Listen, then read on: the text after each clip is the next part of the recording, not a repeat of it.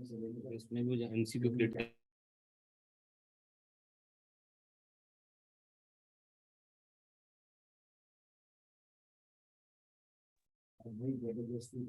So good afternoon to all.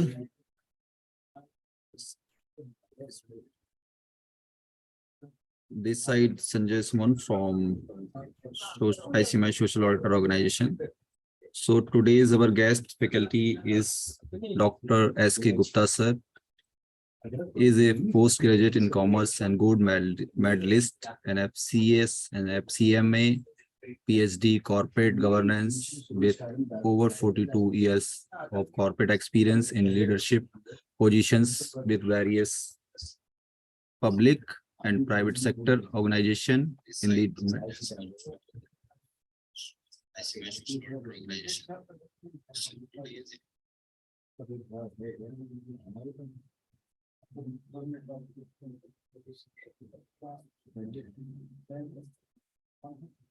organization in domains of finance, costing, internal audit, valuation, and company secretarial functions. He has dealt with merger and acquisitions, corporate restructuring, anti-dumping duty, and corporate governance mechanisms.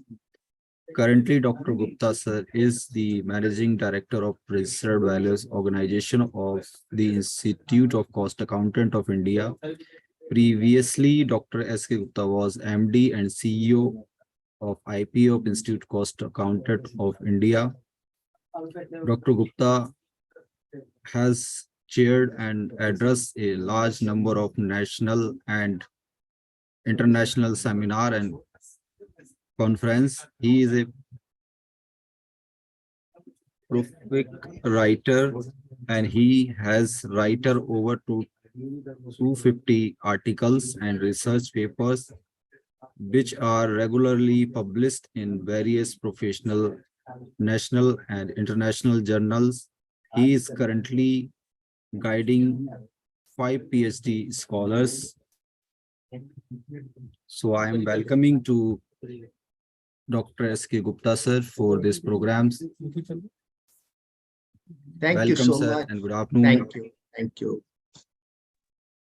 Good afternoon, everyone, and welcome to this session on a very interesting, exciting, and critical aspect for all of us. We're all concerned with maintenance of the ecosystem and its sustainability.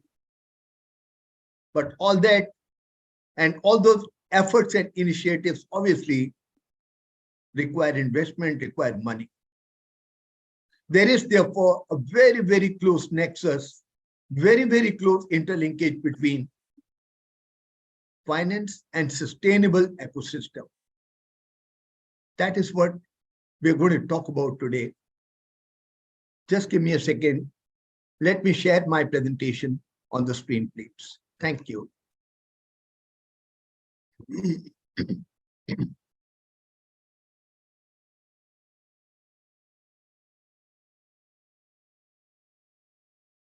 Green finance, financing a sustainable ecosystem.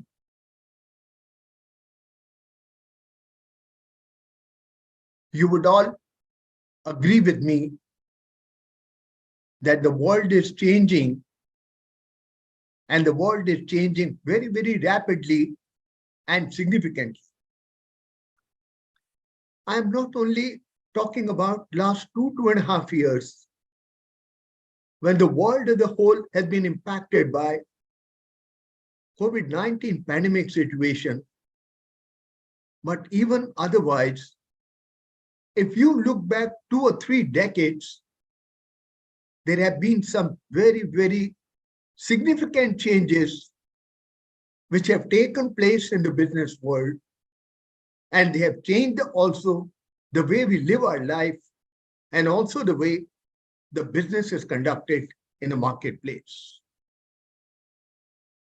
It's a VUCA world all around. The business and economic environment today is highly vulnerable, very, very uncertain, hugely complex, and very, very ambiguous. And that makes it very challenging, at the same time, very, very exciting, because challenges always bring about and bring along a lot of opportunities for the businesses, for the people living on this planet. In this VUCA world, we are all witnessing some very, very disruptive business models. World's largest travel car company does not own a single car of its own. Look at the business model. World's largest travel lodging company does not own a single hotel property. That's Airbnb. And the world's largest retailer does not own a single brick and mortar store. These are amazingly disruptive business models, which were kind of unheard of till about a few decades back. But these are the realities of the business in the 21st century. Of course, along with these so-called new age companies for the startups, we always have, and we already have, the gold-plated old corporate houses, several of them in all parts of the world, including India, existing side by side and providing a very, very exciting architecture of businesses all across the world. When you look at the performance of some of these businesses, you find that many of them have profitless turnover. They have a great top line, but end of the day, there's no profit. And many businesses have cashless profit. They have a good enough bottom line, but there's no cash, there's no liquidity. But an interesting point to note here is, when you look at the valuation of these companies, Many of these companies have very, very high valuation. That's the crux. That in today's 21st century, the measures of corporate performance have changed. We don't only look at profit or profitability.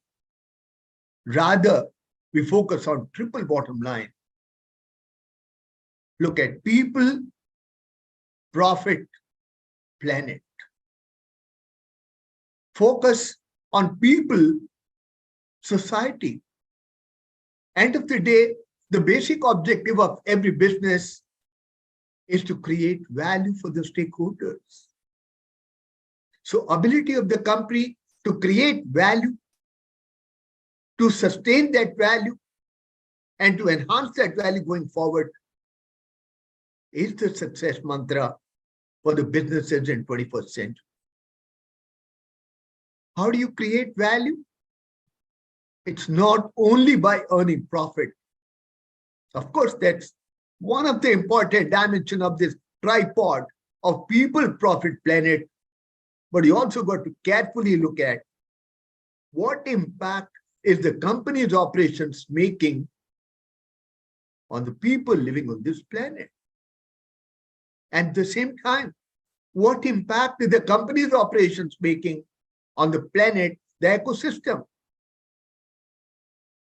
The focus is on people, planet, facilitated, supported by profit element. We all know that there is only one planet that we have. There is no planet B. And this planet has been handed over to us by our forefathers. And we all have a moral responsibility of handing it over to the next generation in the same manner.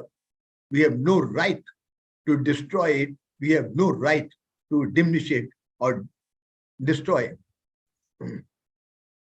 Kofi Annan, the erstwhile Secretary General of United Nations, he remarked that the Paris Climate Agreement,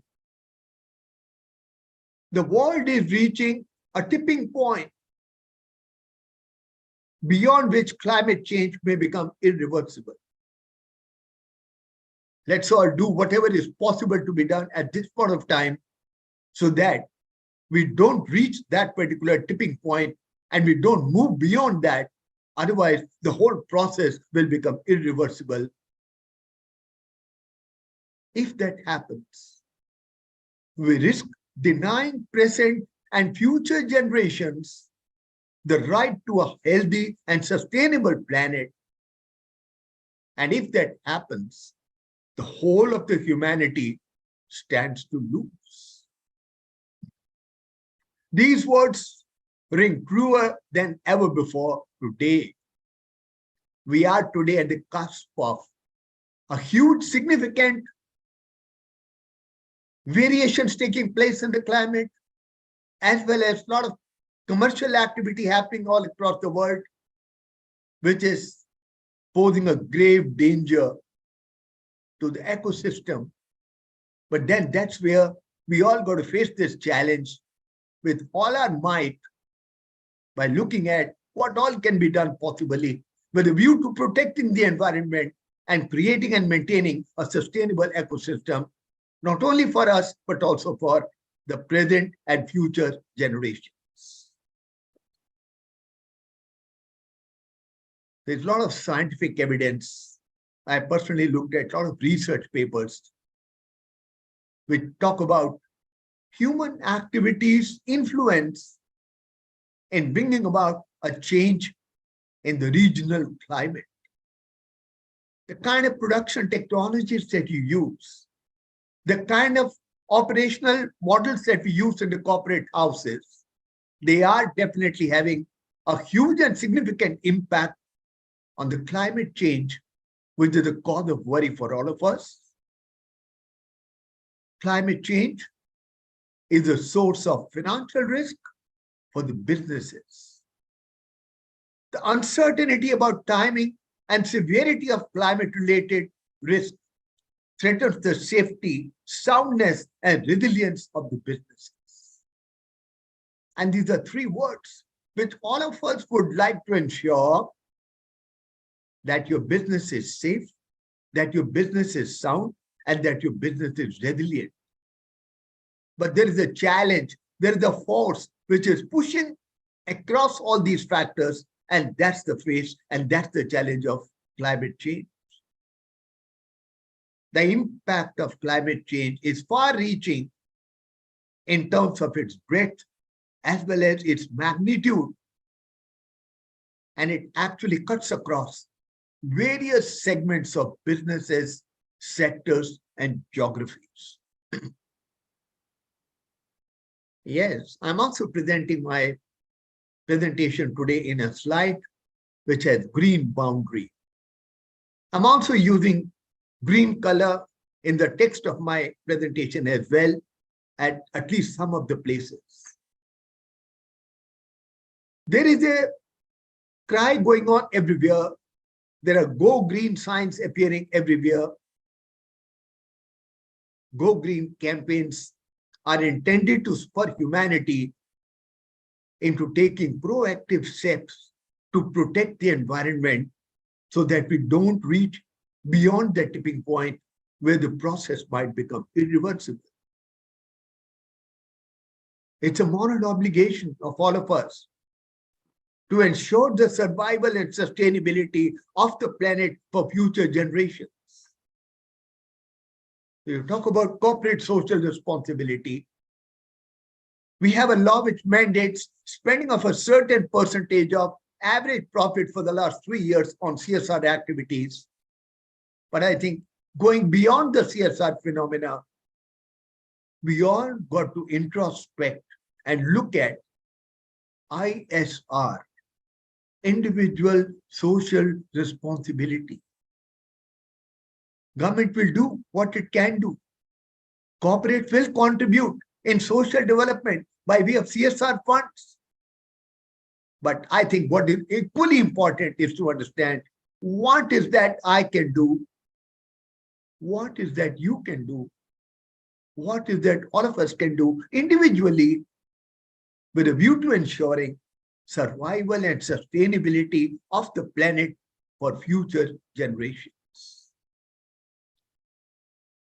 Majority of the damage to environment is done through human choices.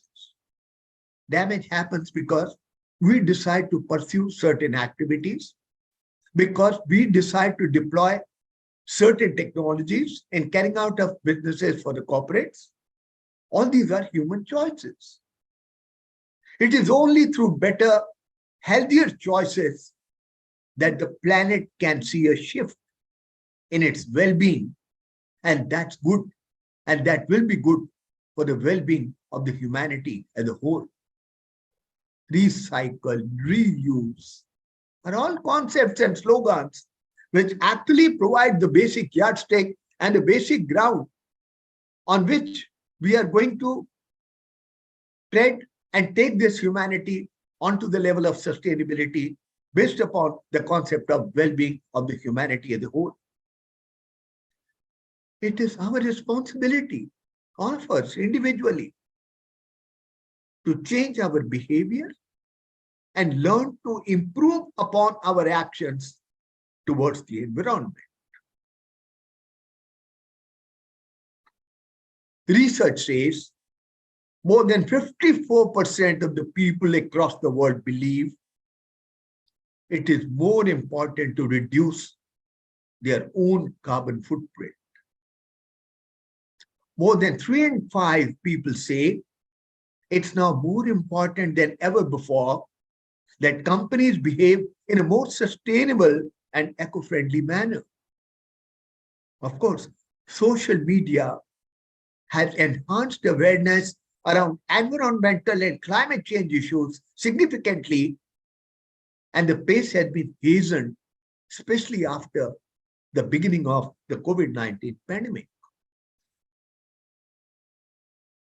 What is there for finance in this whole journey of creating a sustainable ecosystem? There is a silent revolution taking place all around us which all of us just cannot ignore. Tackling climate change has become a necessity today.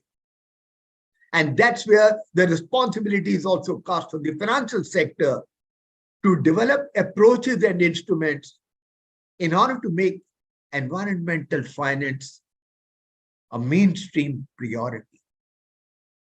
That's where we talk about green finance, green investments that have positive impact on environment, which reduce the risk of climate change. That is the need of the movement. That is the need of the hour. So, in order to combat this challenge of climate change and the consequent impact on the humanity and the planet, this requires huge investment. Future climate finance necessary, future investments required from 2022-23 through 2050 with a view to maintaining 1.5 degree centigrade pathway. You can see how the requirement of investment is going to increase year by year at a very, very high level going forward. And that's where we always got to maintain our efforts with a view to building up a sustainable ecosystem so that we can actually create a planet which is sustainable, which is green, which is environmental friendly.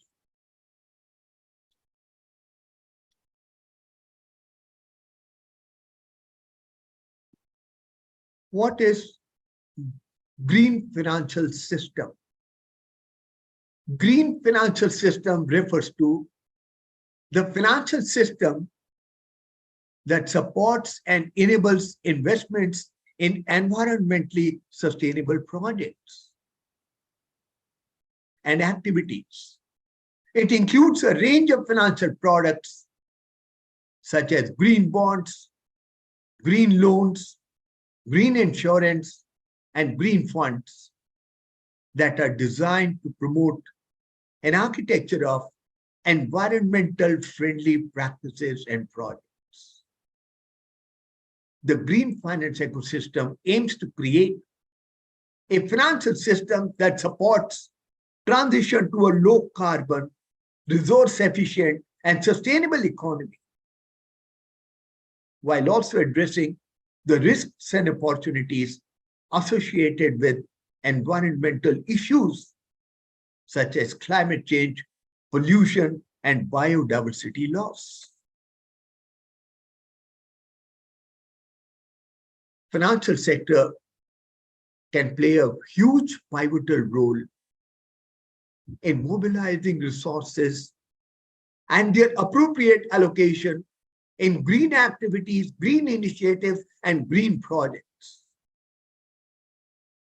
Green financial system can support the flow of credit to green activities and projects, but at the same time, you've got to be careful about greenwashing. There are many initiatives happening in the world where people are saying they're contributing to green activities, they're facilitating, contributing to green projects. But that's more from the point of view of creating some kind of a marketing for themselves, some kind of image for themselves, branding up their product or company rather than some serious efforts in that particular direction. That's what is greenwashing all about. Green finance system can promote sustainable development and create a positive impact on the environment in India.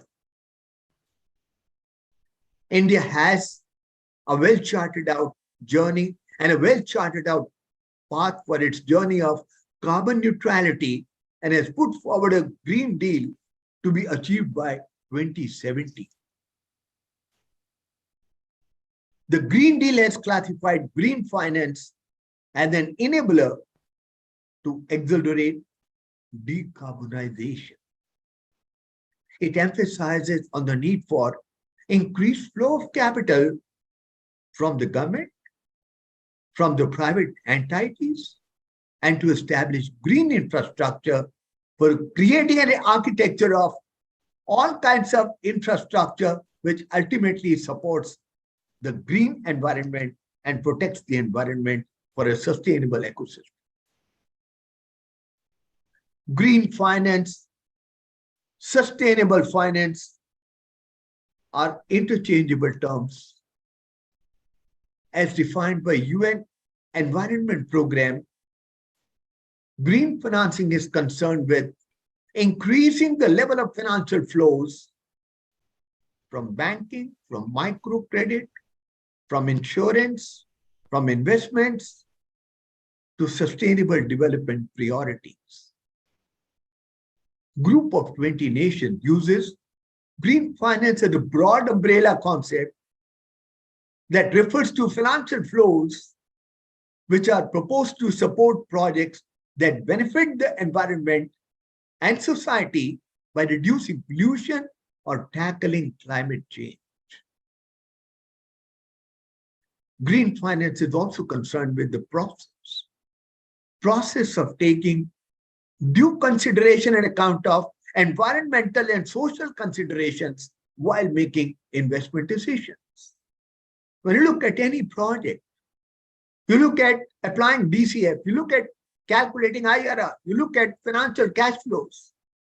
But at the same time, many of the companies across the world today have also started carefully looking at the environmental and social impact of the project and bring about and incorporate those externalities in their ultimate evaluation of the project, not only from financial IRR point of view, but also from the perspective of economic IRR. Green finance is a strategy for the financial sector which is relevant around the world today.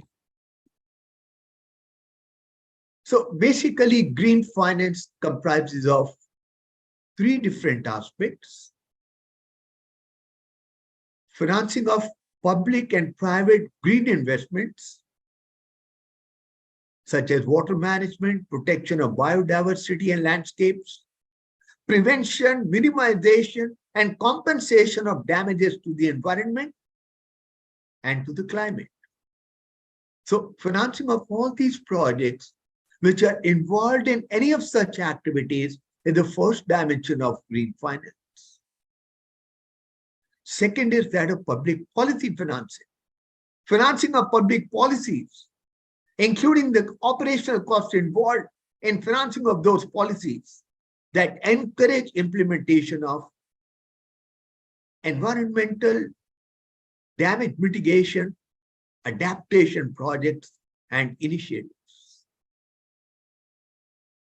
And then we have components of financial system that specifically deal with green investments, green instruments, green bonds, structured green funds, and also creating the umbrella of specific legal, economic, and institutional architecture for facilitating use of green finance, leveraging of green finance for bringing about the desired impact in building up a sustainable ecosystem.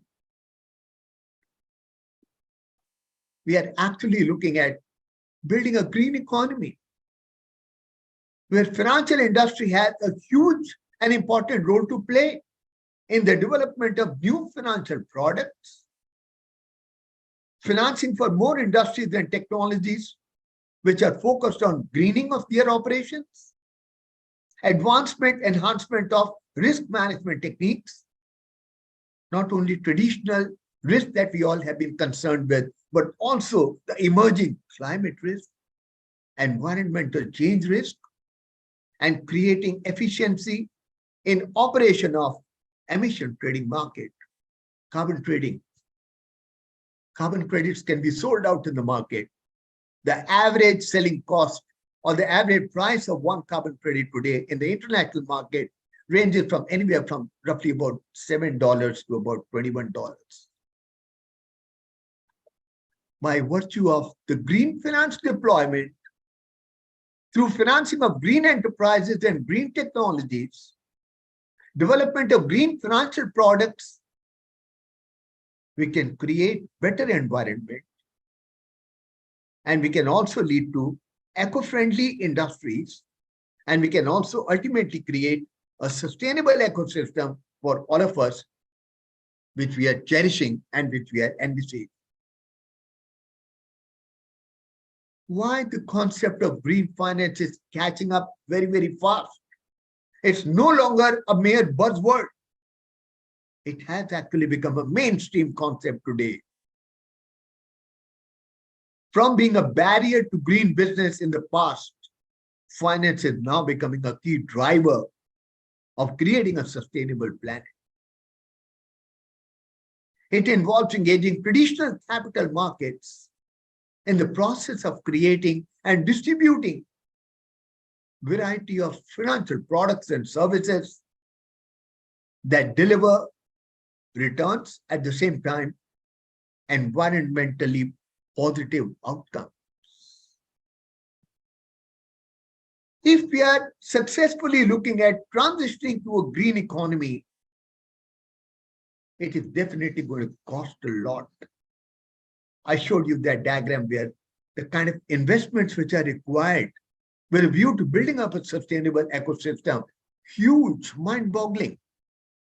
So how we are going to raise that kind of funds, how we are going to actually source those kind of funds with a view to transitioning to a green economy is obviously a key topic which is required to be debated at all fora so that jointly and collectively we can come out with some kind of a solution where we can ultimately create the green ecosystem going forward.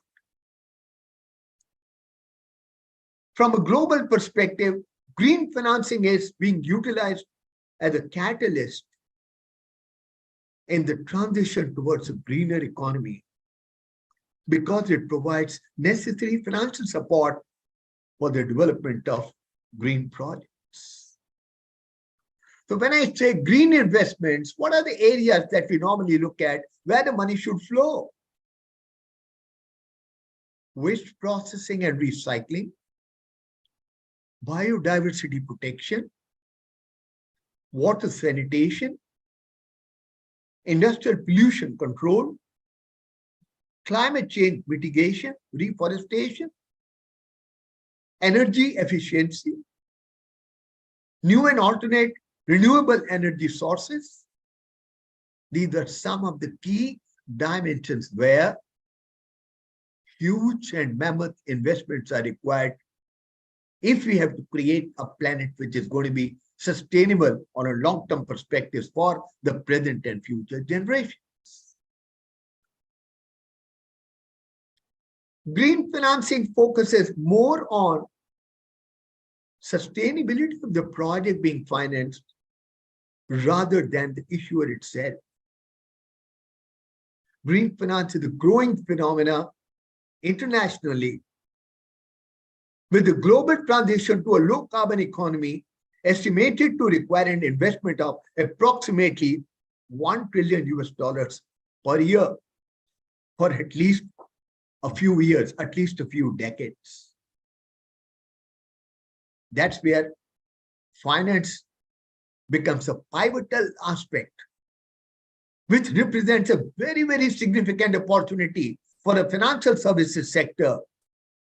Not only a commercial opportunity, but also an opportunity for financial sector to demonstrate its social purpose and social commitment by paving a key role and by playing a key role in the transition to a low carbon sustainable world.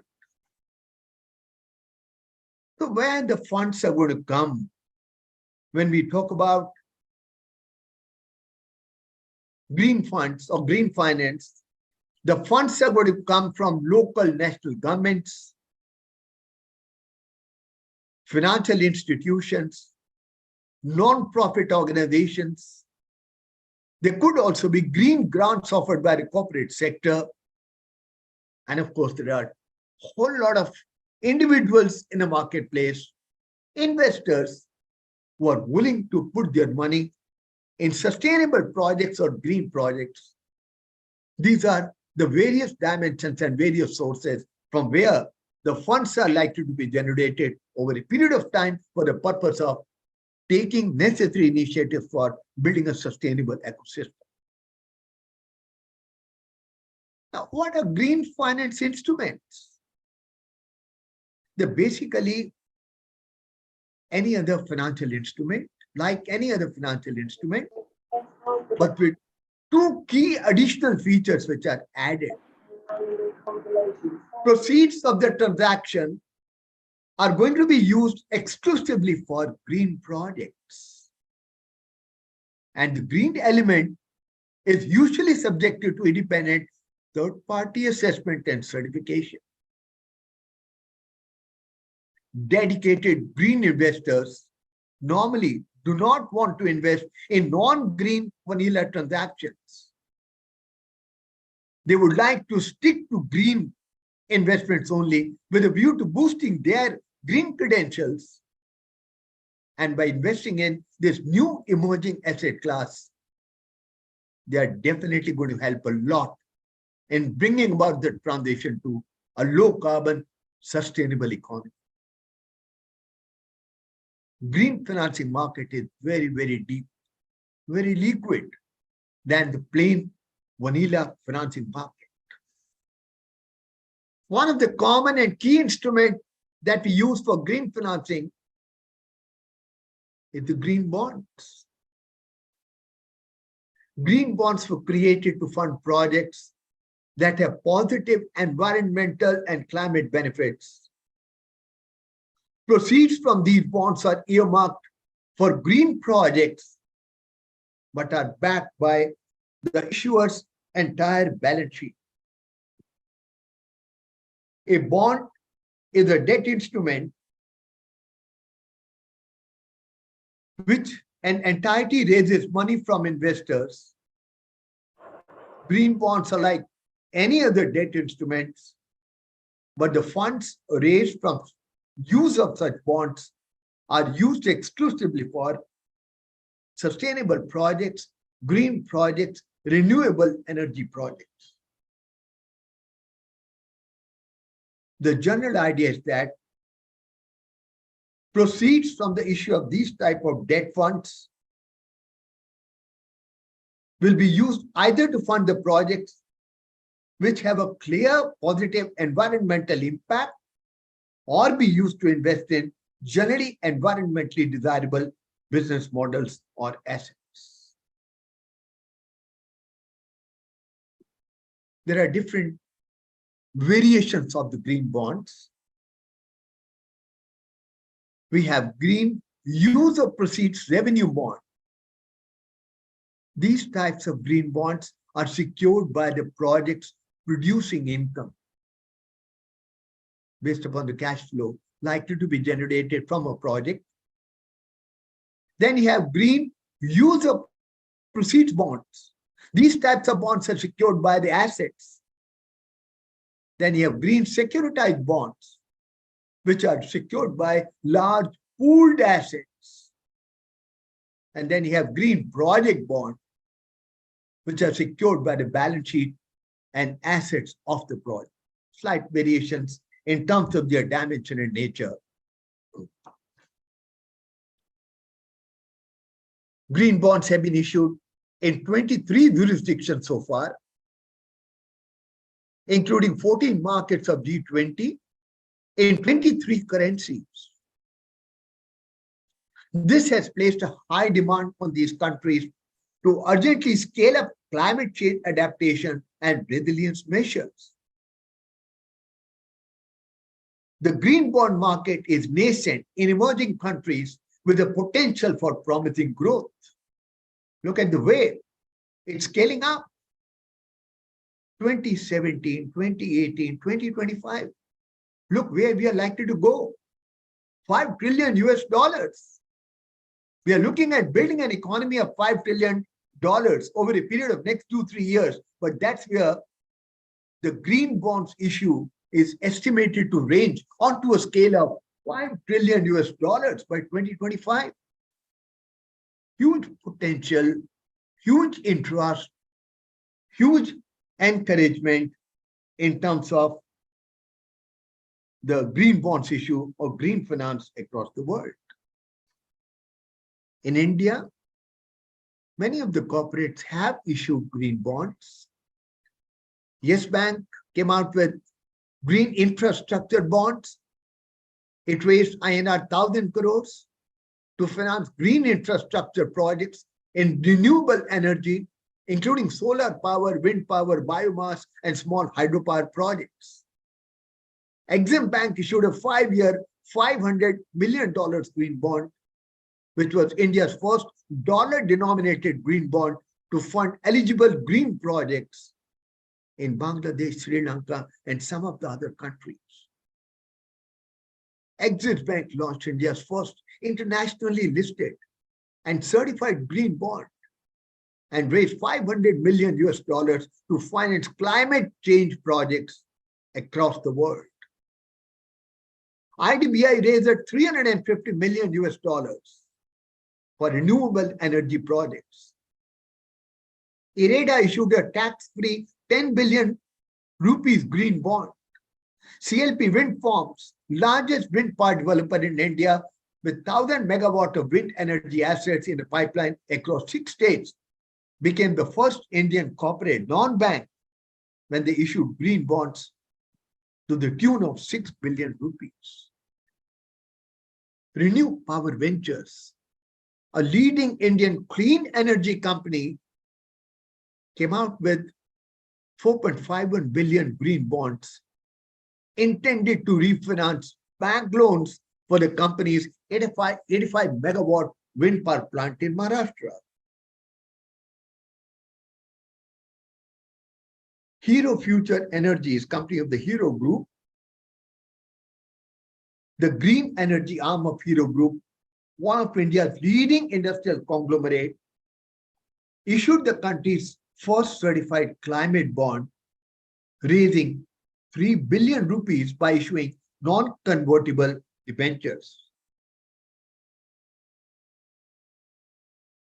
India's state-owned energy major, NTPC, has become first Indian corporate to raise $300 million through green masala bonds listed at London Stock Exchange. In the finance speech of the finance minister on 1st of February 2023, it was announced that India is also going to come out with sovereign green bonds issue of 16,000 crores, out of which 8,000 crore worth of green bonds have already been issued by RBI in March. The proceeds from sale of green bonds are going to be used for green projects such as solar power, wind, and small hydro projects and other public sector projects that will help reduce the economy's carbon footprint. Government pursues the following objectives through green financing measures, with a view to securing funding for green industries and green growth, support low carbon green growth by developing new financial products, attract private investments to build and sustain green infrastructure, strengthen corporate disclosure of green management practices, and expand financial support for those businesses that apply them, set up markets for environmental goods and services such as carbon markets featuring carbon credits. These are some of the uses to which the green financing is being applied as per the initiatives taken by the government. Look at some of the country experiences. In Indonesia, Indonesia houses 40% of the world's known geothermal resources. Currently, it has 1.05 gigawatt of geothermal capacity. Government plans to add huge capacity by 2025 to increase private and international investment. The Indonesian government announced a feed-in tariff for geothermal power and a 30% net income tax reduction for 6 years for renewable energy. Thailand. Thailand's market regulatory body SEC approved the establishment of carbon credit funds in September 11. The carbon funds can be used for investing in clean development mechanism projects and to buy carbon credits and carbon credit futures. The funds must invest at least 85% of their net asset value in greenhouse gas reduction projects or carbon credits. The carbon fund scheme provides an additional financing for vehicles, for institutional investors who are interested in supporting reduction of emission through certified voluntary emission reduction processes. UK created a green investment bank with a commitment of £3 billion. The Green Investment Bank has helped to accelerate additional investment in the green economy by complementing other green initiatives and actions of the government. Investments out of this fund, out of this investment bank, have been made in various sectors such as renewable energy, transport, waste, and power. The Green Investment Bank aims to reach a double bottom line of both achieving significant green impact and also reasonably desirable financial ROI. We all understand the importance of green finance and for the necessity of creating an architecture for facilitating development of green finance across the world. But what is basically required is you have to have administrative simplicity. You have to have guidelines. You've got to have a policy framework and a policy architecture which is dedicated towards building up the green finance architecture with simplicity at its core. There's a lot to be done so far as advocacy is concerned. We need to educate, we need to create awareness amongst the public. Investors need to be made aware, they need to be told, they need to understand what is the green project, what is the green bond, what are the advantages, what is going to be the kind of return that they can expect, and how they are going to be informed about what's happening in the project by way of various disclosure and other recommendatory practices. There are a lot of efforts going across the world in this direction for building capacity, advocacy. There are growing knowledge-based capacity building platforms. You have a sustainable banking network. You have UN-backed principles for responsible investment. And you have green bond principles. And there are a lot of other multilateral development banks which are attempting to harmonize impact reporting matrices. One of the key requirements for green financing to really take up is to improve disclosures. Somebody who puts money in a green project and believes that it's a green project where his funds are going to be utilized, how to make sure, how to create that trust, how to create that transparency that yes, actually your funds are going to be utilized in that particular project. That's where disclosures become very, very important. TFCD, Task Force on Climate Disclosures, has come out with a set of recommendations for disclosures to be made by the corporates for various projects in which funding had been done on the basis of a green project. Green Agenda Indian firms could be the leading potential issuers of green bond in India. Some steps have been taken when we talk about the Indian context. SEBI has provided and come out with green bond guidelines and launch of a separate platform for issuing green bonds. But you need many more such encouraging steps in terms of cutting down, reducing transaction costs, taxes, stamp duties. Green financing also faces and poses many challenges There are many projects, there are many corporates which go for false compliance, false claims. There's no standardization of definition today as to what constitutes green loans. There are maturity mismatches between long-term green investment and relatively short-term interest of the investors. These are, of course, existing challenges in the marketplace. Deepening of the corporate bond market, standardization of green investment terminology,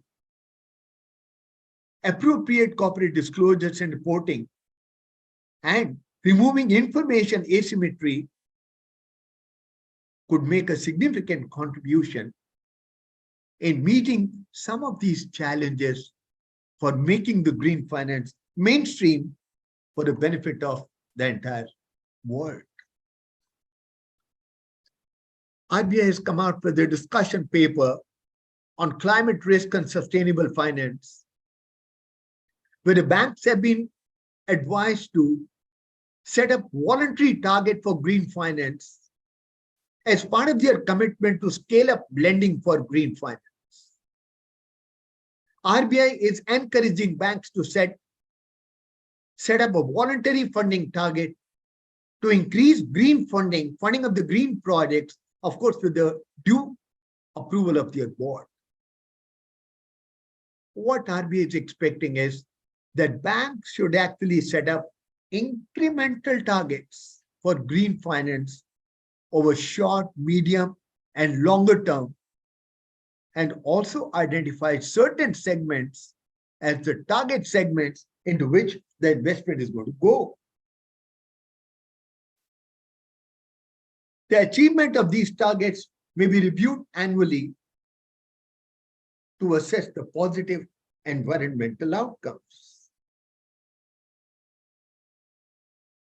RBI is also advising the banks that in order to make your banking processes more environmental friendly, banks could consider converting their branches to green branches by eliminating or reducing the use of paper in their operations.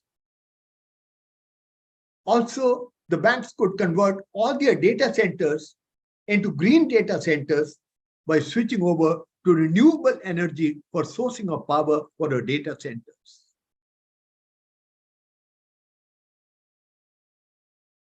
RBI has recently announced a scheme regarding green deposits aimed at developing a green finance ecosystem in country.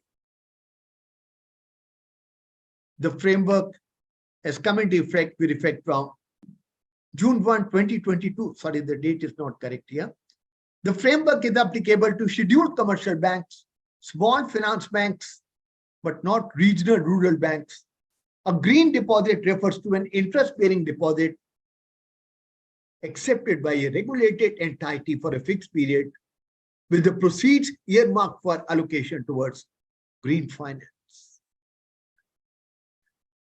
Banks will be required to allocate proceeds raised through green deposits towards green activities and projects that encourage energy efficiency in resource utilization, reduce carbon emissions and greenhouse gases, promote climate resilience and adaptation, and improve natural ecosystem and biodiversity.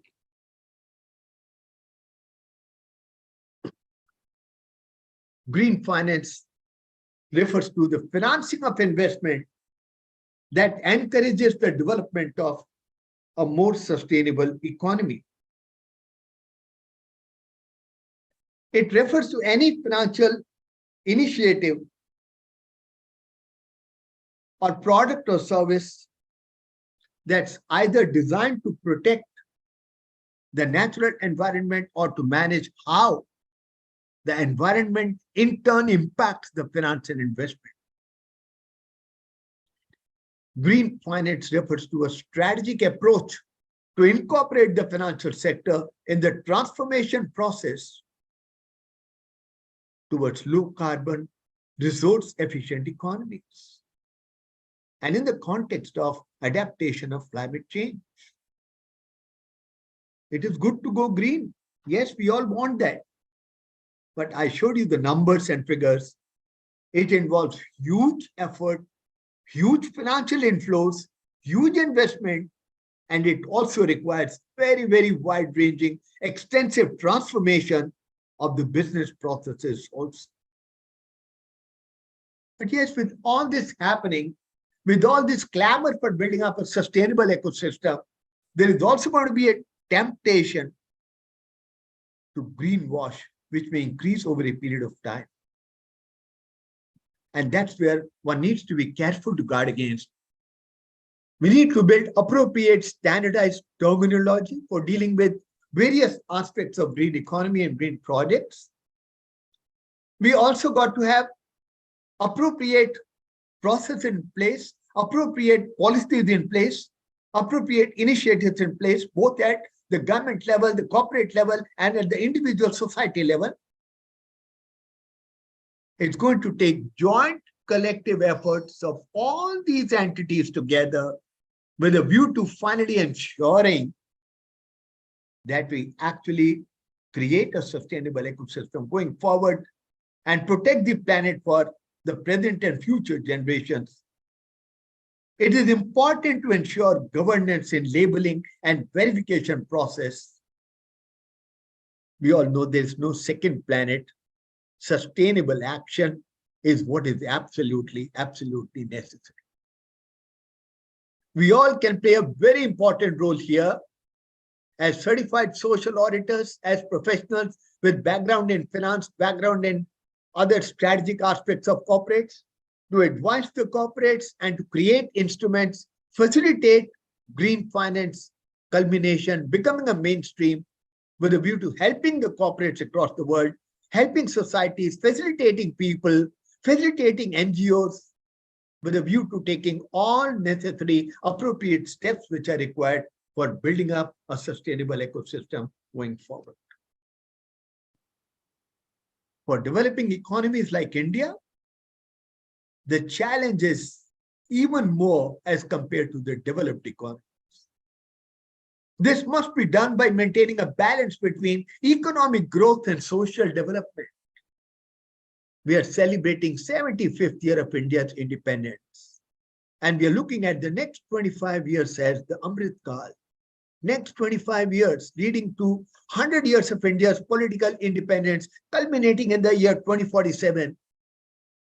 That's what we are looking at. But then we need to have a balance between economic growth and social development. Right now, our economy has a GDP of roughly about 3.8 trillion US dollars. We are aiming and have a vision of creating a $5 trillion economy within the next few years. India is already fifth largest economy of the world. It's a matter of pride. Out of 195 countries in the world, we are fifth largest economy. But then there is another side to it. When you look at per capita income, India has a per capita income of barely on an average of roughly about $2,000 per person per year, which is far below many of the countries on this planet. That's because we refer to inclusive growth, inclusive development. We have many people who are still at the bottom of the pyramid. We got to bring them up, we got to push them up the stream, up the ladder, and that can happen only by way of various social schemes, various social development projects. That's where NGOs, non-governmental organizations have a huge role to play.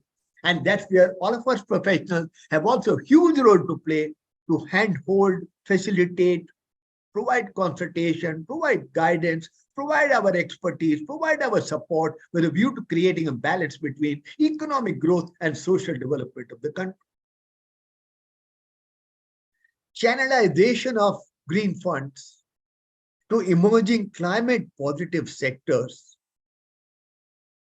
Deployment of these funds at appropriate time is going to be crucial. As we know that in any project that you look at, timing is very critical. When are you going to take up that project? How long is it going to take you to complete that project? The viability, feasibility, everything depends upon the timing. Similarly here, we all may understand the importance of green finance for building up a sustainable ecosystem, but we should also be very, very critically aware about the amount required, the appropriate channelization of those funds, and of course, the timing, which is going to be crucial. It requires collaborative efforts on the part of all stakeholders of this planet so that we are able to build and create a new economy leading to more sustainable and green development. The financial system needs to serve as the nervous system of the global economy. And we, people who are finance professionals, people who are certified social auditors, we are the people who can become the change agents, and we can really, really drive the whole process of creating a sustainable planet and a sustainable economy going forward by and through the use of green finance and green initiatives. If green finance is marshaled in the right manner, the global finance market could become a powerful force for sustainable development. Message is very clear: shape up or shape out. The time is running out for all of us. It's a time that we got to capture right now. It's that we got to be aware about this and take necessary appropriate actions now. Tomorrow may be too late. You got to shape up, or rather be left out. Tomorrow may be too late, with a view to be able to create an impact on building up a sustainable ecosystem. That's where I close my presentation. Thank you so much. Let me pick up a few questions which are there in the chat box. Someone asked me about the footprint of carbon. You generate carbon and then it goes up in the environment and creates a layer along with other gases which are present in the environment, and that prevents the temperature, the heat of the earth from going beyond the environment and prevent and pose a cooling impact on this planet. If the carbon deposit increases in the environment along with other gases, it will not allow the heat to penetrate the environmental layer, and thus it will become very, very warm down here on this planet. And that's where we say you need to reduce your carbon footprints. You need to reduce all those activities which produce carbon.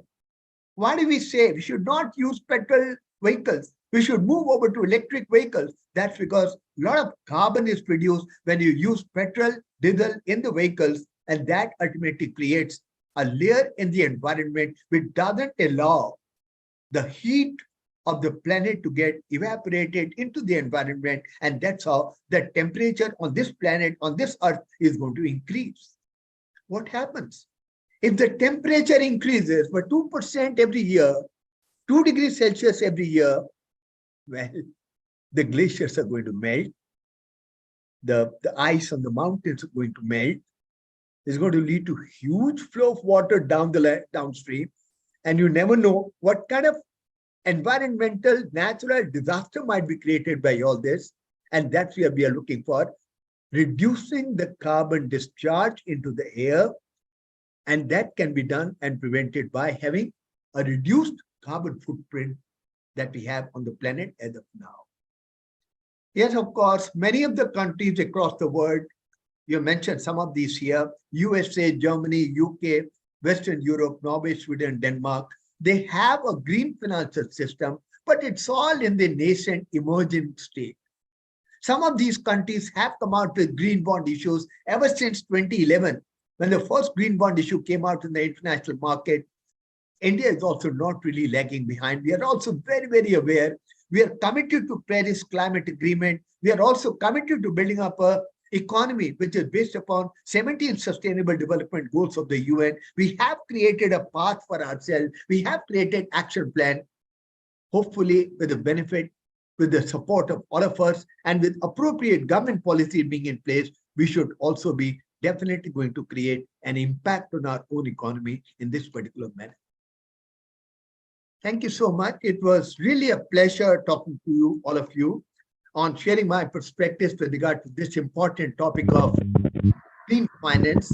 And I think there's a lot of more research to be done in this area, a lot of more studies required, both at the individual level and at the organizational level.